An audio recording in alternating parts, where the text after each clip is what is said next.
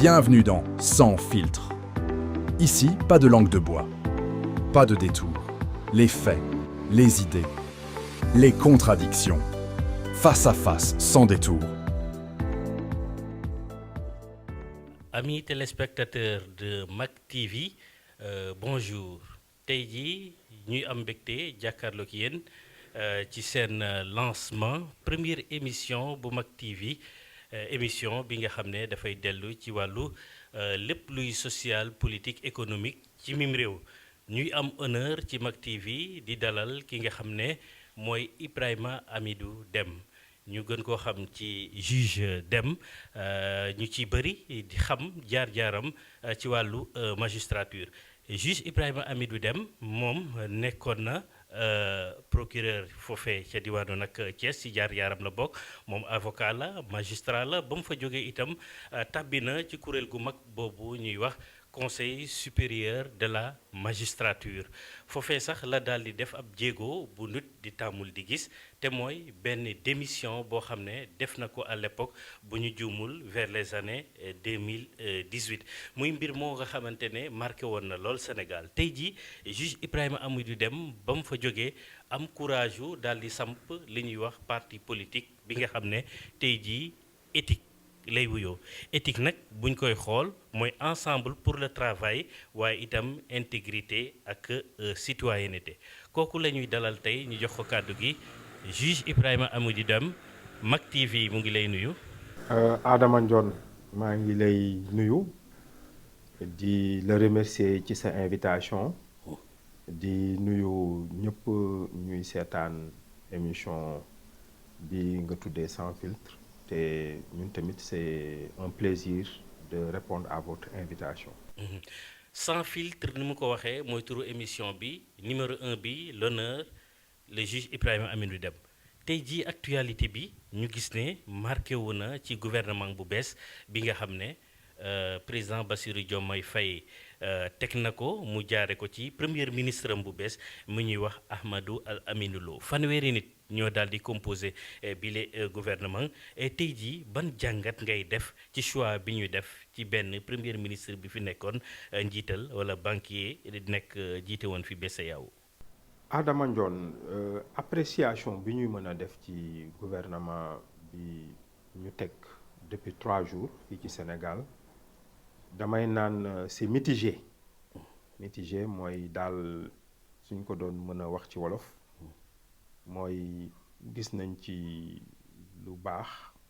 mais am na tamit loo xamante ni dalul suñu xel ba tey. comme li ñu gis lu baax moom mooy suñuy xool gouvernement bi fi njëkk a nekk depuis alternance 2024 mooy bi premier ministre Ousmane Sonko jiite depuis lors dañoo gisoon ni benn gouvernement bu nekk ci mbiru fitna la ci mbiru defante ñu gis réew mi pratiquement lépp a taxaw su taxawoon rek yem ci mais lu bëri sax dafa dellu gannaaw suñu xool par exemple ci économie bi depuis ñuy wax mbiru dette cachée beeg léegi gis nañu pratiquement Sénégal état am ci fay bor rek la nekk alors que réew mi dafa war a financer dafa war a investir te loolu malheureusement jotuñu ko def donc su fekkee par rapport ak ñaari at yi passé yoo xamante ni pratiquement réew mi demul dikkul dafa sax dellu gannaaw gis nañu ki ñu teg ci kaw gouvernement bi jiite ko bi mu ñëwee am na lu mu wax moom dafa ne ni en quelque sorte que Baye Fallou président la te effectivement premier ministre loolu la war a nekk parce que président de la nous sommes dans un régime présidentiel mën nañ ne sax présidentialiste président de la république mooy déterminer la politique de la nation mooy tànn premier ministre bi conduire ko coordonner ko donc gis nañu ni depuis ñaari at yi ci ni ñu falee nag président Bassirou Diomaye Faye la parce que ki mu def premier ministre pratiquement ko tànn moo tax nag dafa amoon benn dualité boo xamante ni Sénégal yëpp gis nañ conséquence bi du lu baax ci réew mi donc su fekkee ci côté boobu la ki ñëw léegi moom il sera un vrai premier ministre. Un premier ministre dans un régime présidentiel dafay topp ndigalu président de la République. Côté boobu crise bi amoon au sommet de l'État dana taasewu loolu mën nañu jàppee ni avancement la. leneen li tamit mooy ci biir profil yi ñu gis ci biir gouvernement bi am na particulièrement yenn ministères yi, ministère de l'Intérieur gis nañ ko ki fa nekk bien que moom nekkoon na ci yeneen régime yi mais gis nañ 2024 sax bi alternance bi di am moom moo nekkoon ministre de l'Intérieur. organiser élection. donc nit ñi am nañu ci moom benn présomption nii du nekk ci mbiru parparloo comme beneen ministre de l'Intérieur bi mu remplacé la ko nekkee parce que kooku moom dafa ñëwoon wane ni que moom bàyyi faalu premier ministre bi ko fi tegoon na. leneen li tamit yeneen ministère yu am solo mooy ministère de la justice ki fa nekk tamit avocat la gis nañ woon ni mu ngi doon défendre ay causes les bonnes causes waaye nag lu ci xaw a tey xel rek mooy moom tamit avocat wu président de la République la ci réclamé wu te bi premier ministre wax démb sax premier ministre ex premier ministre Ousmane Sonko moom dafa ne ni wóoluwu ko parce que ku jege président de la République la. yaakaar naa ni nag moom dana wane ni fonction yi ñu ko teg dana nekk au-dessus de la mêlée parce que am na yenn ministère de souveraineté yi képp ku ñu fa mën a teg warul wane ni que moom daf fi nekkal pour nit mais daf fi nekkal réew mi. léegi nag loolu moom mooy point yu positif léegi nag li nga xamante ni moo ci dalul suñu xel mooy côté lu indi woon crise dëgg Sénégal crise économie la te mu ngi jóge ci mbiru dette ci mbiru choix yu ñu am choix yoo xamante ni l'ex-premier ministre la mais qui était en phase avec le ministre des finances et du budget. ministre finance et du budget boobu moom la ñu jox léegi benn super ministère de l'économie et des finances kooku nangu woon ni amoon na mbiru dette cachée kooku nga xamante ni d'accordul woon ci ñun suñu partenaire économique et financier yi ñu am ak ñoom ay accord kooku la ñu jël renforcer ko loolu nag dañuy wax ni su fekkee ni doxalin bi mu defoon ci gouvernement bi passé moom lay continuer donc ñun génn guñu ci suñu jafe-jafe loolu daal moom moo ci vraiment. waaw arrivé ci wàllu dette cachée bi ngay wax ak ministre bi ñu dénk wàllu finance ak budget foofu mu yem ak benn technocrate boo xam ne mën nañu jàpp ne ci waxtaan yi dafa bloqué woon diggante Sénégal ak FMI ndax mën nañu jàpp ne rôle am boobu mu amoon en tant que banquier mën na indi beneen taxawaayu politique buy décanter situation koom-koom bi Sénégal. xanaa ñu changer seen taxawaay. parce que ñoom ñëpp gis nañu muy l'actuel premier ministre Alamine Lo gis nañu l'actuel ministre des finances muy Cheikh Diba ñoom ñëpp dañoo rangé woon ci théorie bi l'ex-premier ministre Ousmane Sonko amoon par rapport ak benn dafa am dette cachée par rapport ak ñoom jéemuñu def ay jéego pour am ay accords avec partenaires économiques et financiers te bu ci gën a fës muy FMI par rapport au fait que surtout nanguwuñu restructuration de la dette waaw loolu nag su fekkee dellu nañ ci dañuy wane ni que ñoom donc amoon na lu leen tënkoon fële waaw loolu au moins suñ ko defee pour l'intérêt du pays yaakaar naa ni looloo gën parce que fu mu toll nii réew mi dafa taxaw il faut que nit ñi xam ni que il faut que mu ñu am accord avec nos partenaires économiques et financiers parce que ni ñuy doon continuer fii di dem sur le marché sous-régional di fa leb rek pour fay ay bor te nga lebee à des taux très élevés lebin bu bon leb boobu yóbbul réew mi ci kanam gis nga fu mu toll nii rek am na une centaine de milliards boo xamante ni ñoom ci seeni dette la ñoom detub régime Diomaye Sonko bu ñu war a fay ci weer yi di ñëw donc loolu il faut que ñu dem discuter avec les partenaires économiques et financiers discuter ak ñoom restructurer dette malgré liñ ciy wax yépp gis nga Adama Ndione man jàpp naa ni warul am jafe-jafe ndax su fekkee ñu ngi xool intérêt réew mi restructurer dette du ni waaw dañuy dellu ci ay programme d'ajustement structurel du ni ñun dañuy ñëw jébbal suñu bopp FMI mais dañuy xool xam ne que ñun dette bi daf ñu xoj dafay mel ni rek benn particulier bu am mais bu am ay dette ci banque mu dem ba dette bi xoj ko mais mën na ñëw waxtaan ak banque bi ne ah man de dette bi xoj na ma fu mu toll nii man lépp lu may fayee ko dama koy fay bor léegi nan laay def mënatuma sax joxe dépense mais soo discuter ak banque bi mën na ñëw xoolaat dette bi jëm la ko su fekkoon dettu 5 ans la wala 10 ans mu jëm la ko defal 15 ans wala 20 ans pour nga mën a souffler loolu moom mooy restructuration voilà léegi nag ñun tamit dañuy wax suñu condition su fekkee nag dañu naan restructurer leen léegi da ngeen di lever telle subvention telle subvention nga ne leen am na loo xamante ni mën nañ ko def mais am na lu ñu mënut a def voilà réew mi fu mu toll nii loolu yëpp ci ay waxtaan la rek suñu waxtaanee en partenaire gis nga différence entre banques yi ak entre ñun leb bu bon bi ñuy leb ak FMI xam nga lan la mooy fii nii mooy marché sous-régional bi ñooñu ay privé lañu ñooñu seen intérêt la ñuy xool suñu lay lebal intérêt rek la ñuy xool ñoom seen yoon nekkul ci yow li ngay def est-ce que dana développer sa réew est-ce que baax na ci yow baaxul ci yow ñoom intérêt la dañoo yore seen xaalis yow ñu xam nga tu es un état donc état dafa solvable dana leen fay ñu jox la def ko nag ay intérêts yu élevé alors que partenaires économiques et financiers yi dañ leen fi teg système Nations Unies moo leen fi teg pour ñu accompagner état yi ñii dañuy ñëw dimbale la yow da nga ñëw wax ak ñoom ñu xam say jafe-jafe ñu gunge la ci te suñu la ciy gunge tamit ñoom rek ñoo mën a def des crédits concessionnels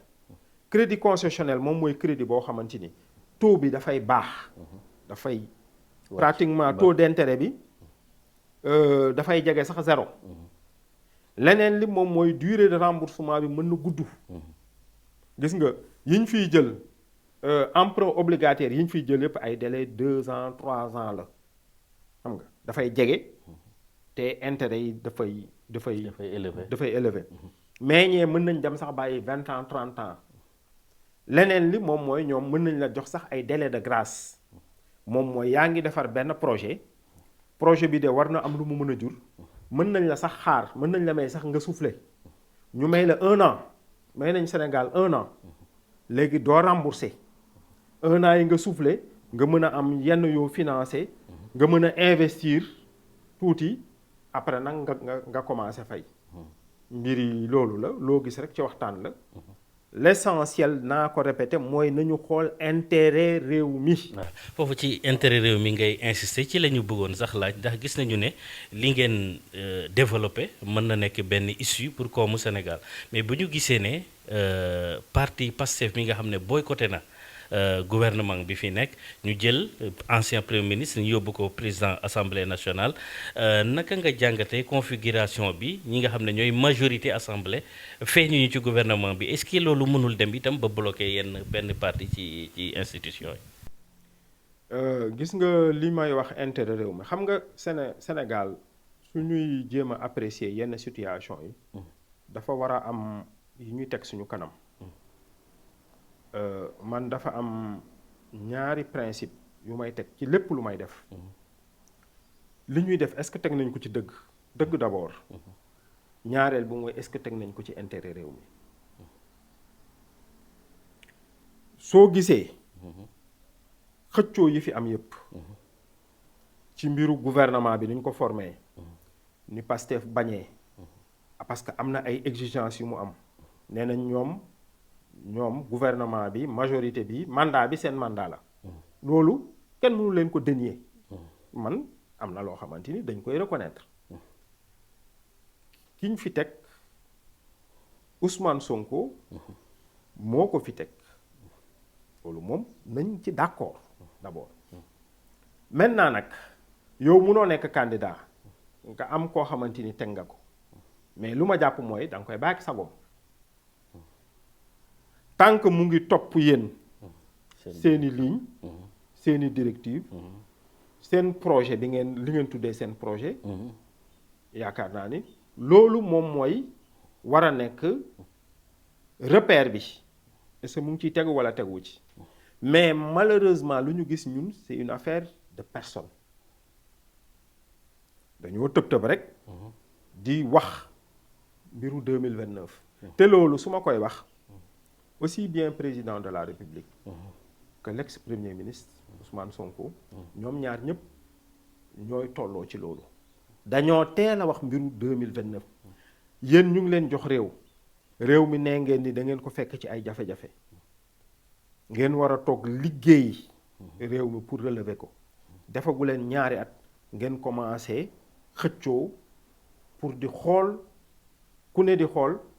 man maay war a nekk candidat man maa bëgg nekk président 2024 loolu ñoom dañuy daanu ci li ñuy yàgg ñun critiquer ci politique moom mooy ni nit ñi de suñ leen falee au lieu ñu xool ñoom lan la ñuy def ba wàccoog dige yi ñu digoon ba wàccoog promesse yi ñu defoon askan wi mais dañuy toog rek di xool man nan laa fi mën a yàggee loolu lañ fi doon critiquer ñun ñëpp donc ñoom lu tax mbir mi mu indécent mu boobu lay utiliser c'est devenu indécent moom mooy mbiru politique la ñu mettre au-dessus da ngay gis depuis 2 ans affaire parti état lañ lay wax waaw politique maa fi ëpp doole parti bi waruñu ko bañ a dugal parti bi moo majoritaire ñun suñuy nit lañu war a tànn ñun ñoo xeex bi voilà loolu dul en tout cas li ñu diggee woon ñun lu ñu diggee woon mooy rupture yi war a am surtout ci gouvernance bi mooy il faut l'homme qu'il faut à la place qu'il faut suñuy tànn nit di ko def premier ministre bu ñu xool ni kii ci parti bi la nekk ak kii defal nañu lii ak defal nañu laa nañu xool ku gën a méngoo koo xamante ni compétence am ak parcours am ak vision méngoo nag poste bi ñu ne nañ la fi teg pour intérêt Sénégal nga mën a liggéeyal Sénégal liggéey bu mucc ayib ba ñu mën a am changement yu ñu bëgg ku ñuy nommer ministre noonu ku ñuy nommer directeur général noonu ku ñuy désigner maire noonu ku ñuy désigner député noonu fekk ni intérêt réew mi damay dellu ci loolu intérêt réew mi la ñuy xool mais malheureusement depuis 2 ans c'est un discours qui a changé c'est pas le pays qu'on met au-dessus de tout c'est l'intérêt partisan mbiru parti bi moom la ñuy teg au-dessus de l'intérêt général te ñun loolu la ñu yàgg waaw mu mel ni nag ba tey ci li ngeen doon xeex bokk na ci ñu gis fan yi passé ngeen développé benn argumentaire ci la ñu réinstallé kii di président assemblée nationale actuelle Ousmane Sonko ca pencum ndaw réew mi yéen ngeen wax ne juridiquement warul mën a nekk maanaam bu ñu sukkandikoo ci ay charte loolu fan ngeen koy teg bu ñu gisee ne sax njiit réew mi saisir na conseil constitutionnel pour am avis am waaye daal ci biir magistrat yi daal wuute am na ci daal ci ni ñuy développer réintégration Ousmane Sonko à l'Assemblée nationale. Adama Ndione xaw ma ndax remarqué nga bi may wax depuis sànq damay ne l'ex-premier ministre tuddewuma ko titre président Assemblée nationale. Parce que j'estime que c'est une fonction qui a été usurpée. Comment? bind naa bi ñuy bëgg a dellu Assemblée nationale. ne il est juridiquement impossible moom mu dellu Assemblée nationale. ci ñetti ponk laa ko teg. gis nga constitution bi moom mooy régler le régime des incompatibilités. moom mooy nit ki mënoo nekk à la fois ministre. ak député mënul nekk loolu article 124 règlement intérieur Assemblée nationale mu ngi koy gën a méngale article boobu dafa ne tout député nommé ministre mënul exercer sa fonction de député mu ko nekk soo xoolee foofu par rapport ak situation Ousmane Sonko Ousmane Sonko dafa nekkoon d'abord premier ministre dem nekk député nee na suspendre na kii am bëgg dellu assemblée nationale xam nga lan moo doon logique moom mooy moom biñ ko nommé député biñ ko élire député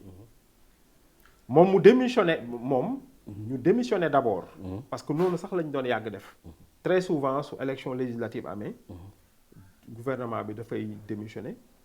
président nommé waat. mais lu indi terme ay démission wala suspension luy ko ci fi indi. waaw léegi démission ak suspension bi man sax foofu du ma ci insister parce que moom ñenn ñi nee nañu démissionné na woon moom dafa ne suspension la man nangul naa ko suspension bi nangul naa ko ni moom dafa suspendroon son mandat nangul naa ko loolu donc nañu demee ci hypothèse boobu dafa parce que bëgguma ñuy kii ci ay termes démission wala suspension parce que wax na ni démission peut-être que kii de langage la mais gis nañu bi ñu doon installé assemblée nationale gis nañu ni que kii nga xamante ni moo doon doyen bi moom dafa ne moom dafa suspendre donc mën nañ jàpp ni dafa suspendroon donc ci hypothèse boobu laay dem maintenant suspension boobu pour mu waroon mën a am effet mu waroon mën a dugg dans le cadre de l'article 124 du règlement de l'Assemblée nationale dafa doon fekk parce que chronologie bi dafa am solo article bi maa ngi koy rappeler dafa ne woon da ngay nekk député ñu nommé le ministre bi ñu la nommé ministre pare après suñu la jëlee ministre nga war a delloo Assemblée nationale alors que moom dafa nekkoon premier ministre nekk député su bëggoon bénéficier wu ci loolu dañ koy président dafay mettre fin à sa fonction de premier ministre nommé waat ko xam nga su fekkoon mettre na fin à sa fonction de premier ministre député rek la nekk donc le fait que mu nekk député moom mooy jiitu lu mu nekkaatee ministre donc day dugg dans le cadre de l'article 124 après su bëggee dellu du nekk problème donc chronologie bi dafa am solo beneen parce que léegi moom du mën a bénéficier wu incompatibilité bi parce que dafa nekk ministre premier ministre te jógewul ci fonction premier ministre boobu voilà bien que installé nañ ko à l'Assemblée nationale beneen argument bi ñaareel bi moom mooy te ñoom réglé nañ ko bi ñu bëggee régler moom son éligibilité à l'Assemblée nationale mooy le principe de la non rétroactivité de la loi loolu dafa am solo moom mooy moom normalement le 2 décembre ñoom lañ leen installé Assemblée nationale alors que lii régler loi organique bi nga xamante ni dafay permettre député suspendre nekk ministre dem ñu suspendre sa fonction de député mu mën a delluwaat loolu c'est le 25 août 2025 lañ ko adopté donc loolu su fekkee ni defuñu expressément que dafa war a rétroagir du rétroagir parce que y a le principe de la non rétroactivité de la loi mais beneen mbir mi troisième argument bi moom mooy règlement assemblée nationale boobu article 124 bi dafa ne modalité yi dañ ko dafa war a am benn règlement assemblée nationale bu régler modalité de retour yi ministre nan lay ñëwaatee modalité yi dañoo war a ñoom voter benn genre résolution bu ko régler résolution boobu voté guñ ko ba tey modalité de retour d'un député nommé ministre bu bëgg delluwaat modalité yooyu waxuñu ko donc loi bi parewul la loi elle est incomplète vide juridique la wala. waaw non du vide juridique sax elle est incomplète. incomplète. donc ñoom ci seen bopp ñoom ñoo waroon a am benn bi mooy rétroactivité bi comme niñ ko defee ci article L 27 et L 30 bi ñu wax ko expressément que loi bi dafay rétroagir comme niñ ko defee pour mu précis beneen bi moom mooy article 124 bi ñu complété ko ba ñu xam dans quelle modalité un ministre la mën a delluwaat à l'Assemblée nationale su perdee son poste de ministre. donc loolu defuñu ko ñun loolu moo tax ñu ne c'est juridiquement impossible. mooy 3 arguments yi nga xam ne brandir ngeen ko bon c'est vrai que coow li bari na ci xëy na peut-être ñu ngi xaarandi saisine bu conseil constitutionnel ci mbir moomu juge Dème dañoo gis fan yi am benn lutte boo xam ne yéen a ngi koy mëne jëm ci wàllu transparence fonds politique yi mu nekk mbir mi nga xam ne yow ràññeeku nga ci lool. ba sax jamono ji ñu ngi wax ne noppi nga ngir nag saisir cour justice bu CEDEAO ngir mboomu lan moo waral tey jii nga def mbir moomu cheval de bataille ci régime bi ñu nekk. Adama Dione xam nga suñu réew yi dañoo ñàkk doole ñàkk ressource mën nañ ne sax ay réew yu ñàkk lañu. des pays pauvres très endettés. pauvre nañu amuñu xaalis. te dañoo bëri bor waaw réew nag su melee noonu lépp nekk urgence Adama da ngay dugg ci biir man politique permettre na ma dugg ci biir Sénégal gën a découvrir réew mi nga xamante ni soo duggee biir Casamance dugg biir fii Sine Saloum Tamba à l'est biir Fouta ci est bi ouest bi au centre mais da nga fay gis extrême pauvreté nga gis ay population yoo xamante ni les services sociaux de base rek amuñu ko am na kenn ku ma gis ndeysaan ku nekk ci Sédhiou la nekk région de Sédhiou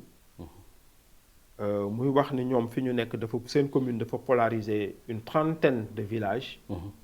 mais villages yooyu amuñu ndox amuñu de l'eau courante amuñu électricité amuñu ay yoon yu baax amuñu ay poste de santé fu ñu fajoo alors que Adama war nañu képp ku fi nekk jiite fi war na def kéemtalaay kàttanam ba ses besoins vitaux muy ndox am accès à l'eau potable muy santé muy faju nit su feebaree fépp fu mu nekk su fekkee village bu ndaw sax am table de santé case de santé poste de santé centre de santé hôpitaux yi niveau 1 2 3 nit ñi daal fépp fu ñu nekk ñu mën a faju selon besoin faju bi nu mu nekkee am nañu moyens yi fu mu toll nii am nañ ko amuñu doole dëggantaan mais par rapport à suñu budget 7000 milliards ëpp 7000 milliards mën nañu régler ces besoins vitaux là nit ki fu mu nekk war a mën a dem jàngi ji am accès à l'éducation doo def 10 kilomètres te amoo école sa école aussi xam nga ni Adama Ndione y a plus de 3000 écoles yoo xamante ni amul ay toilettes xale yi dañ fay jàngee mais suñu amee seen besoin mënuñu ko def ci école yi loolu COSYDEP moom moo ko wax ci début d'année bi il y a un besoin de table de banc de près de 400 000 tables bancs yu ñu soxla donc gis nga loolu am na ay population yoo xamante ni dañoo nekk dans des milieux enclavés parce que loolu aussi dañ koy fàtte ci besoins sociaux de base yi mooy nit ki fu mu nekk mu mën a dem dikk même su fekkee ay piste de production la ñu def am na ñoo xamante ni su tawee rek bokkatuñu Sénégal. y a également ay abri provisoire ay abri provisoire ba tey abri provisoire yi fi Ablaye Wade bàyyi c'était ay 6000 Macky Sall bi muy dem aussi près de 6000 la fi bàyyi dañuy résorber di yokk résorber di yokk ñoom tamit depuis 2 ans 6000 abris provisoires yi ba léegi mënuñu ko sax résorber alors que abri provisoire 6 000 yooyu c'est une cinquantaine de milliards moo ko mën a régler gis ngeen donc suñu defoon yenn priorité yaakaar naa ni loolu dana jeex loolu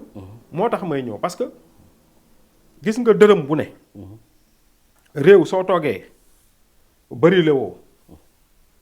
yow besoin yi ce sont des yow y a des urgences partout dërëm bu ne dafay am solo loolu la ñuy wax rationalisation des ressources nan la ñuy yaxanelee lu ndaw lu ñu yore ba ñëpp mën ci jot ba sénégalais bi mu nekk Sédhiou mu nekk Fuuta mu nekk Kédougou yaa ngi gis fépp fu mu nekk mu sentir ni que man sénégalais la parce que j'ai accès aux services sociaux de base loolu su amee ñuy gis suñuy njiit di continuer leur train de vie parce que ñun ñëpp lu ñu doon critiquer mooy le train de vie dispendieux de l'État boobu ci régime Ablaye Wade ci régime Macky Sall muy continuer ci rupture yi ñu doon xaar moom mooy mais nit ñi xam ni que nekkuñu fi pour noos parce que terme boobu la dañ fi nekk pour régler ay problèmes soo gisee ci loolu ñu ne la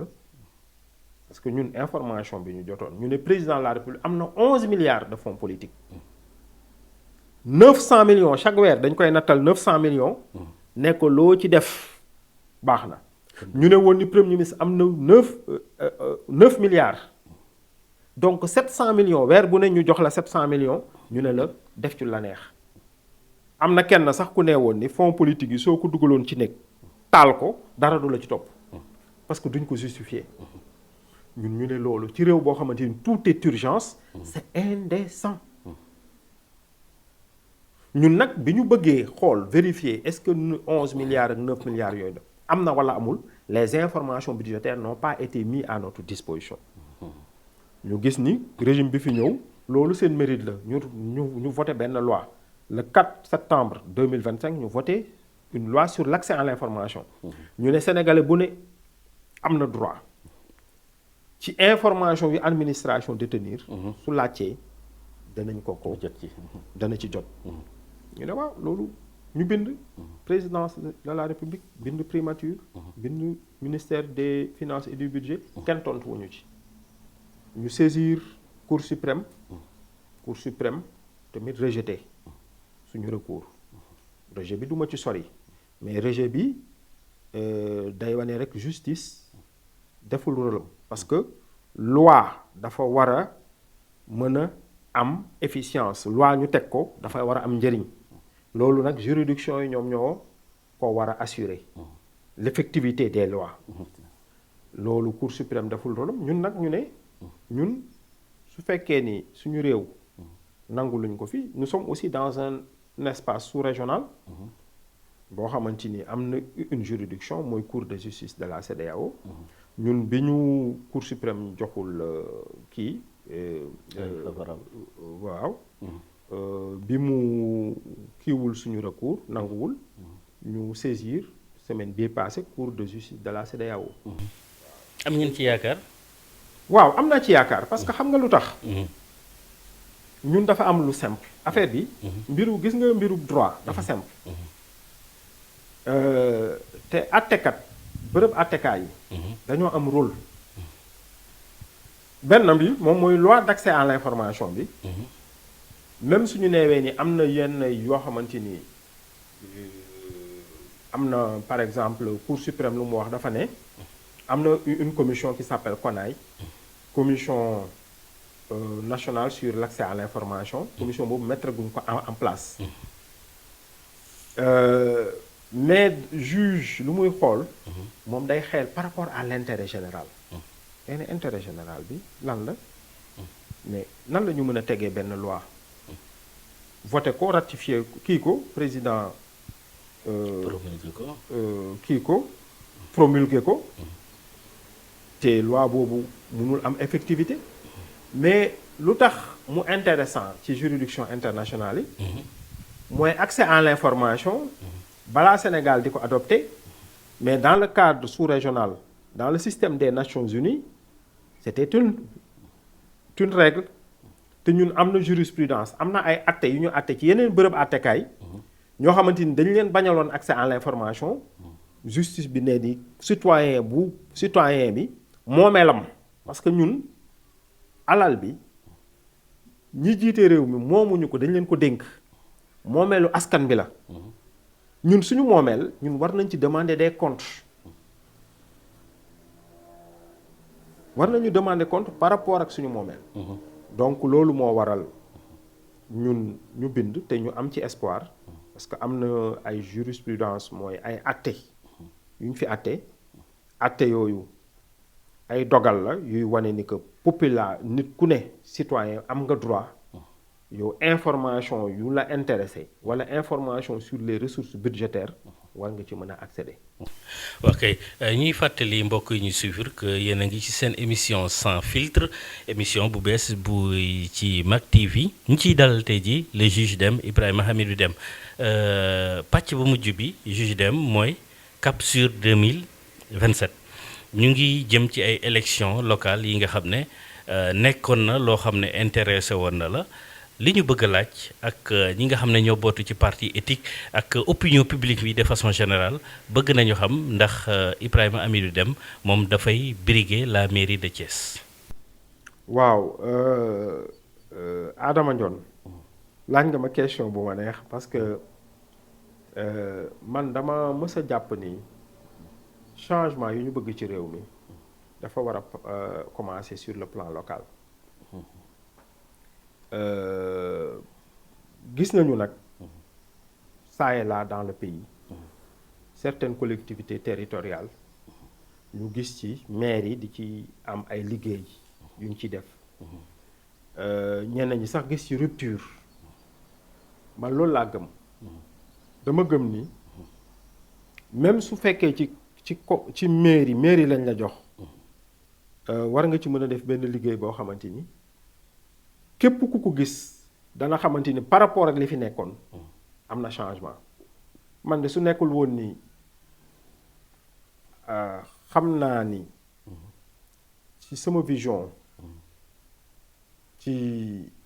ñi nga xamante ni laa bëgg a àndal di liggéey ci ñun suñu pas-pas danañu ñëw impulser un changement à Thiès du ma nekk candidat donc c'est d'abord cette volonté yéene boobu nit am pour changer radicalement parce que man dama gis ni y a pas eu beaucoup de changements dans les collectivités territoriales à quelques exceptions bon am na nag quelques petites exceptions waaw danañ la citer 5 à 10 communes dans tout le pays où les maires font du bon travail et malheureusement y a pas cette promotion nit ñi dañu focaliser wu ci actualité politique bi maire yi Adama Ndione yéen ñiy journalistes yi maire yi nga xamante ni ñu ngi liggéey seen collectivité territoriale di fa def ay liggéey yu baax dañ leen war a fësal. non dinañ jàll ci Mak TV saa yu waaw dañ leen war a fësal parce que loolu dafa am solo waaw parce que ñoom ñoo nekk contact avec les populations te gis nga changement bi su commencé à la base rek dafay dëgër ñun nag lépp liñ fi wax sànq ci intérêt général ci waxante dëgg nit ñi ci jéem a impulser des ruptures par rapport à la transparence yooyu yëpp dañ ko bëgg ñun def sur le plan local Thiès laa juddoo fa laa yaroo fa laa màggee sama kër fa la nekk gis naa Thiès niñ ko yoree xeebuma kiiwuma neewuma defuñu fa dara mais xeeb naa lool li ma fa gis aussi bien au nord muy sama base qu'en ville bëgg nañu impulser ay changements mais changement boobu xam nga Adama Ndione fan la war a mën a jaar fan man dama jàpp ni ñu bëri ñu lajj c'est que amuñu benn démarche inclusive et participative moom mooy population yi dañ leen war a boole ci politique publique yi biñ koy élaborer moo waral ñun fu mu toll nii dañoo ñëw ci moment bi ñuy wut dañoo ñëw di dem ci population yi waxtaan ak ñoom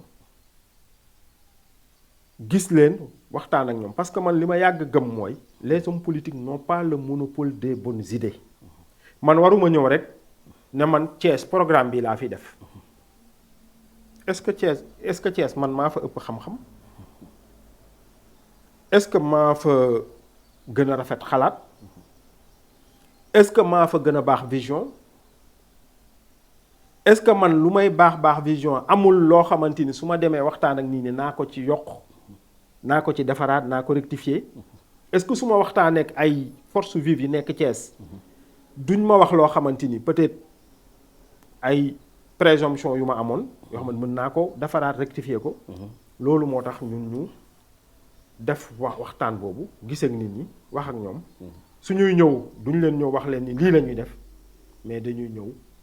danañ leen am nañu vision. mais dañuy ñëw surtout di leen déglu suñu demee nag boole ñoom seen gis-gis ak suñu gis-gis seeni xalaat ak suñu xalaat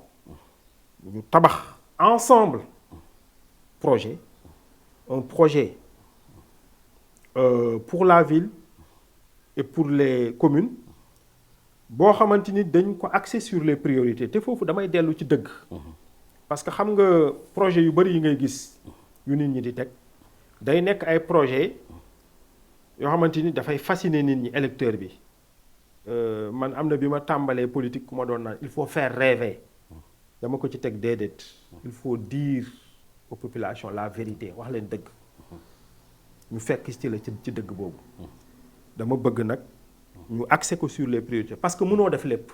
wax dëgg nit ñi moom mooy lépp mënul sotti. mën nga ma citer ñaari exemple de priorité pour Thiès. waaw xam nga bëgguma waroog man lii nga xamante ni moom laa wax maa ngi ci démarche bi. mais déjà j'ai une vision. par exemple gis nga Adama. partout partout ci Sénégal dafa am dara loo xamante ni dama mës a jàpp ni muy état muy commune yi valoriser wuñ ko mooy jigéen ñi seen mbootaay yi ñu am ñu koy tuddee avec fii ñu koy tuddee feneen.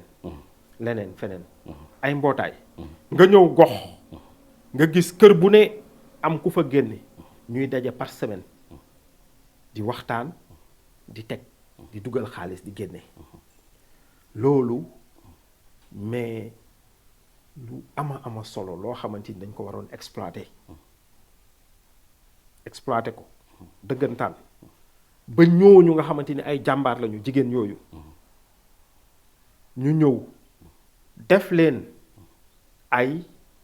vecteur de développement local parce que war nañ ko mën a def dimbale leen ci microfinance mais ñu nekk vecteur développement moom mooy lépp luy am ci ay sensibilisation nga jaaral ko ci ñoom ñu ngi ci kër yëpp. lépp luy am ci assainissement bi man su ma nekkoon maire Thiès jigéen yooyu ñoom ñooy gérer assainissement quartier yi parce que assainissement d'abord il faut benn culture nan la ñuy def ba ñun duñu tilimal ñu am culture duñu sànni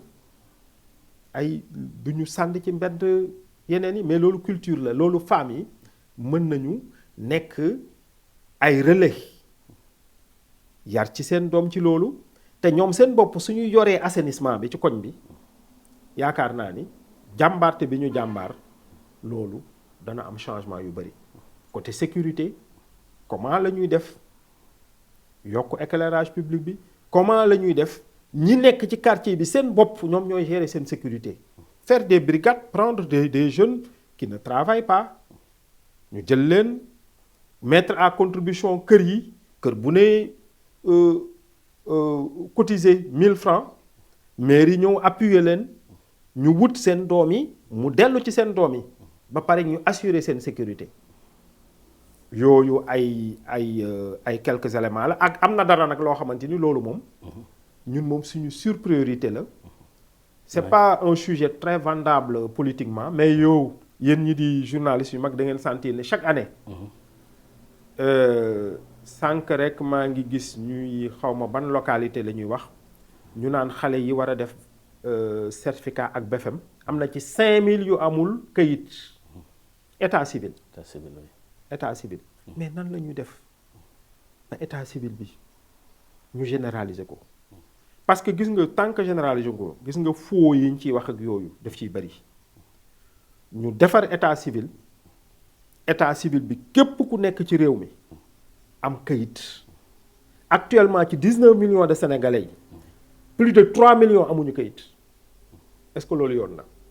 ku amul identité mën nañu considérer ne que yow bokkuloo ci réew mi parce que amuloo identité loo bëgg suñ lay yónnee woon xaalis ñii mënoo ko jël parce que amoo carte d'identité soo nekkee xale bëgg def certificat mënoo ko def parce que amuloo identité soo nekkee marchand ambulant toog ba benn moment war a voyager mënuloo am passeport parce que amuloo identité amuloo koy juddu donc loolu sur priorité la Thiès ba léegi y a des dizaines de milliers de personnes qui n'ont pas d'état civil ñun loolu suñu sur priorité la et jàpp nañu ni ci durée 2-3 ans man sama volonté mooy ñu résorber tous les déficits yi am ci état civil bi en mettant en contribution les chefs de quartier et les imams. kon mu ngoog leer na Juge Dème sera bel et bien candidat à la mairie de Thiès aux élections municipales de 2027 laaj bu mujj bi kon mooy doon rek monsieur Dème gis nañu tension bu bëri ci Sénégal actuellement mooy social bi ak phénomène yi am mbirum homosexualité ak yeneen dund bu métti bi économique bi am na jàngat bi ñu ciy def politique bi tey jii mbii coog mballu ban message ngay lancer suñu autorités yi pour un Sénégal boo xam ne dal dina ci am fii ak 2029. waaw Adama Ndione réew moom boo xamante ni lépp day jaar yoon loolu moom mënul am fenn amul fenn il faut muy am ay jafe-jafe mais li nga xamante ni moom moo nekk ci ndoddu ñi jiite réew mi moom mooy d'abord la paix sociale. Il faut que jàmm am il faut que réew mi retrouver benn paix benn jàmm ñu mën a liggéey parce que gis nga politique bi dafa prendre en otage réew mi soo gisee ñaari at yi passé comme ni ma ko waxee woon sànq crise au sommet de l'État président premier ministre opposition dafa déteindre ñun suñu dund te alors que les hommes politiques ne sont pas là pour créer des problèmes dañ ci ñëw pour war a résoudre des problèmes mais lépp dafay commencer ci calme te nit ñi ànd ak seen sago man message bu may def sama naataango homme politique yi gis nga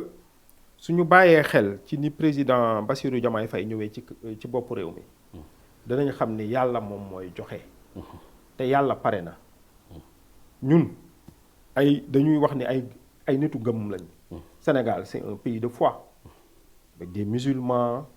des chrétiens yoo xamante ni dañoo gëm yàlla wóolu ko waaw ku gëm yàlla wóolu ko nag day xam ni que yàlla moom atte na ba pare ki war a nekk président 2029 yàlla atte na ko ba pare léegi nag nit ñi mën nañu sabablu loolu ci la nekk mais c'est encore très tôt c'est indécent pour ñi fi nekk muy le président de la République moom su xoolee ni mu def ba nekk ci bopp réew mi na xamante ni yàlla rek su yàlla attee ni du fi nekkaat 2029 du fi mën a nekkaat Ousmane Sonko nu mu def ba nga xamante ni moom dafa joxoñ nit kooku nekk président te moom mënu ko nekk nga xamante ni yàllaa mën loolu su naree nekk président kenn mënu ko tere su narul nekk président kenn mënul tax mu nekk président donc cette volonté divine là war nañ ko teg ci kaw ànd ak suñu sago nag sababu lu liggéey mettre le pays l'intérêt du pays au-dessus des intérêts partisans wàññi mbiru politique politicienne bi wàññi xëccoo bi bàyyi li ñuy jëlee en otage ce pays alors qu'il y a des urgences partout man ci loolu laay woo les acteurs politiques terewuñ leen def politique mais politique warul nekk une surpriorité par rapport aux exigences ñun ñi nga xamante ni ñun ñoo nekk dans l'opposition sax mais tooguñu ñun suñu tout le temps di def politique dañuy war a dem liggéey ji surtout que ñoom nag ñu jox man dama idéaliser woon dara man dama yàgg wax ni waaw yaakaar naa ne sénégalais am nañ benn maturité politique bu leen permettre ki fu nekk président liggéey ñu gis ni kii def na liggéey bu baax jarul sax nga ngay def campagne yow sa liggéey moom mooy sa campagne. sénégalais yi léegi mën nañu ràññee loolu donc jarul defaguñu ñaari at sax di xëccoo ci loo xamante ni ñëwul di installer réew mi dans une campagne électorale permanente alors que li ñu diggee woon moom mooy ay rupture te rupture yooyu gisaguñ ko ba tey loolu nag yaakaar naa ni avec changement yi danañ ko ci tàmbali en tout cas réew mi loolu la soxla réew mi loolu moo taxoon nit ñi def ay changement sénégalais yi nag lott nañu ci changer chaque fois rek rendre compte ni ñoom li ñu tànnoon sax li ñu fi jëlee sax moom moo tane loolu lottu nañ ci te suñu moytuwul danañu dem ba aadama loolu dama ko doon yàgg wax suñu naataango yi def politique nit ñi gis-gis bi ñuy gis naan ñëpp a yem dañuy naan ñëpp a yem léegi nit ñi dañuy wax rek pour jot mais ñëpp a yem man nag musuma nangu ni ñëpp a yem parce que Wolof Njaay nee na su ñëpp yemee am ñu gedd seen cër yaakaar naa ne tamit nit ñi ci seen tànn fa laay jeexalee war nañu xool bu ñu xool nit ñi rek ci seen discours nañu xool nit yi ci seen parcours ak aussi ci seen jëf yaakaar naa ni yooyu yëpp la ñu mëngale pour di war a mën a tànn et yaakaar naa ni changement dëggantaan yi ñu ngi koy xaaraat encore en 2027 lors des élections locales sénégalais yi mën a tànn nit ñu leen jege nit ñoo xamante ni bëgg nañu réew mi nit ñu am ay projets yu structurants pour les collectivités territoriales parce que changement bi dama jàpp ni à la base la war a commencer. mu nga kon jaajëfal ko bu baax Ibrahima Hamidou Dème Mak TV mu ngi lay gërëm bu baax ci li nga leen may occasion daal di aborder question sociopolitique ak économique yu mim réew kon mbokk yi ñuy topp mu ngi noonu mu nekkoon suñu gan juge Dème tey jii ñu aborder ak moom lépp loo xam ne Sénégal mu ngi koy dund au niveau national comme international di jaajëfal nag ñëpp ñi jàpp ci émission bi ba mu mën a am réussite bi ni mel liñ ci mel ni suñu caméraman yi suñu preneur de son yi réalisateurs yi ñu ci mel ni Maam Góor Yàdd Jazaka ak ki nga xam ne moom Mouhamed Sey dimbali ñu ci wàllu nag lépp li ngeen ko bëggee mu daal di doxee noonu kon émission sans filtre fii lay jeexee ñu ngi leen di jox yeneen jataay ci yeneen émission ci sans filtre di leen gërëm bu baax di leen sant asalaamaaleykum.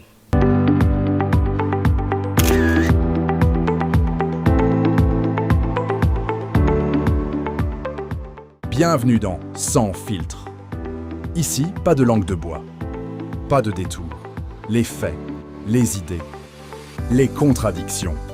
Face à face, sans détour.